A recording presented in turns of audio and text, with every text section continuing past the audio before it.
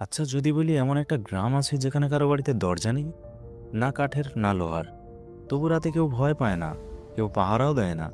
আর আশ্চর্যের বিষয়, এখানে চুরিও হয় না।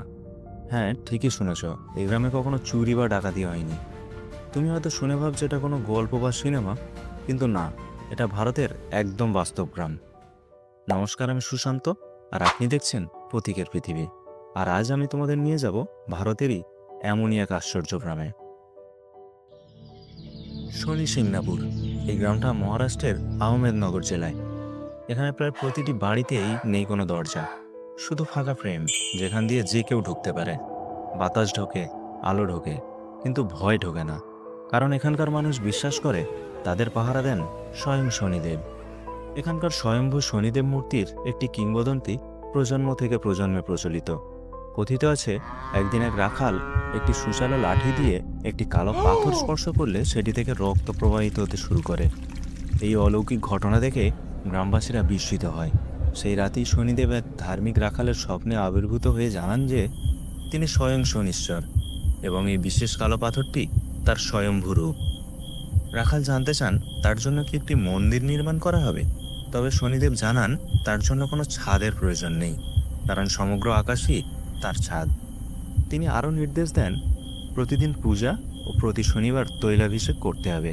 সেই সঙ্গে তিনি আশ্বাস দেন এই গ্রামের বাসিন্দাদের কখনো চুরি ডাকাতি বা লুটপাটের ভয় করতে হবে না। পরের দিন থেকে পাথরটা গ্রামের মাঝখানে স্থাপন করা হয়। লোকেরা মন্দির তোলে, কিন্তু ছাদ দেয় না, কারণ শনিদেব নিজেই বলেছিলেন আমাকে খোলা আকাশের নিচে থাকতে দাও। তারপর থেকে গ্রামের নিয়ম, যে বাড়িতে শনিদেবের আশীর্বাদ, সেখানে দরজা লাগবে না। এখন তুমি হয়তো ভাবছো এটা তো শুধু বিশ্বাস, কিন্তু অবাক হয়ে জেনে আজও এই গ্রামে প্রায় কেউই দরজা দেয় না। চুরি ডাকাতি বা অপরাধের ঘটনা কার্যত নেই। তাই শনি সিংনাপুরের প্রায় শূন্য অপরাধ হার বিবেচনা করে জানুয়ারি 2011 সালে ইউনাইটেড কমার্শিয়াল ব্যাংক বা ইউকো ব্যাংক দেশের প্রথম লকবিহীন শাখা খোলে এখানে। এটি ছিল ভারতের ব্যাংকিং ইতিহাসে একটি বিরল উদ্যোগ। তবে স্থানীয় পুলিশ এই সিদ্ধান্তে অসন্তুষ্ট ছিল, কারণ এটি ভারতের কেন্দ্রীয় সরকারের নিরাপত্তা নীতির পরিপন্থী বলে মনে করা হয়।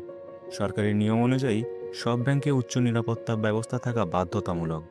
যদিও ব্যাংকটিতে দরজা ছিল, সেগুলো সর্বদা খোলা রাখা হতো।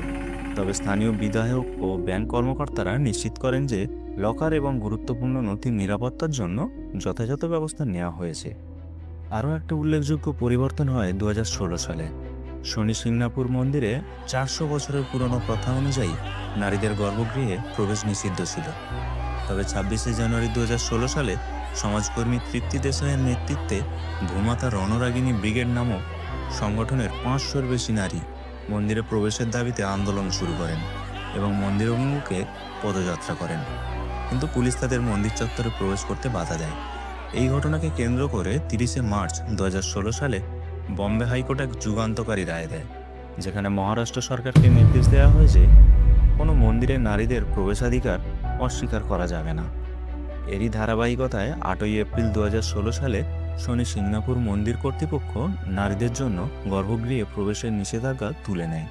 ফলে নারী ভক্তরা প্রথমবারের মতো শনিদেবের গর্ভগৃহে প্রবেশের সুযোগ পান। এখানে পুলিশ প্রায় বেকার, কারণ অভিযোগই আসে না।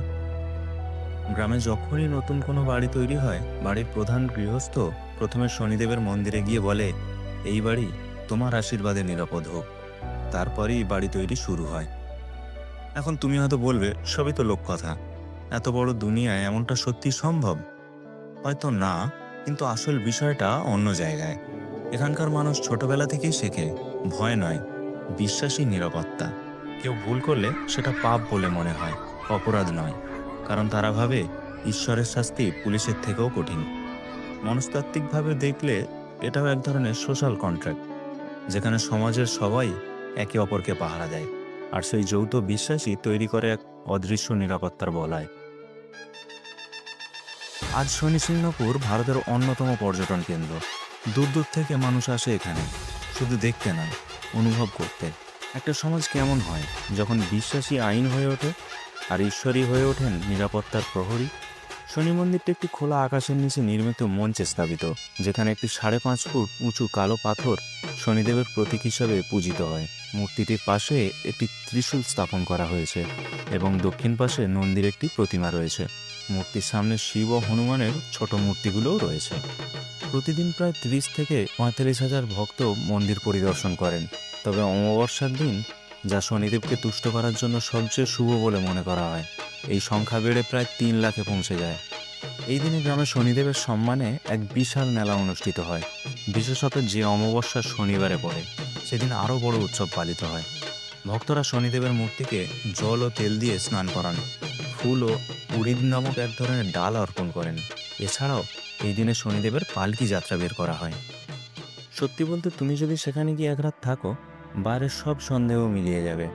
শনিদেবের মূর্তির সামনে দাঁড়িয়ে যখন চারিদিকে নীরবতা শুনবে, তখন মনে হবে তালা, লক, চাবি সবই বাইরের জিনিস, ভেতরের শান্তিটাই আসল নিরাপত্তা। আজকের দুনিয়ায় যেখানে সবাই নিজের দরজা আটকে রাখে, দরজায় তালা দিই, সিসিটিভি বসাই, তবুও মনটা শান্ত থাকে না। সেখানে কি আমরা সত্যিই নিরাপদ, নাকি আমরা কেবল বিশ্বাসটা হারিয়ে ফেলেছি? আর এখানে মানুষ ঘুমায় খোলা দরজার সামনে, কারণ তারা ভাবে আমার পাহারা দিচ্ছেন দেবতা। তাহলে তুমিই বলো, রক্ষা করে কে, শনিদেব না বিশ্বাসটাই আসল দেবতা?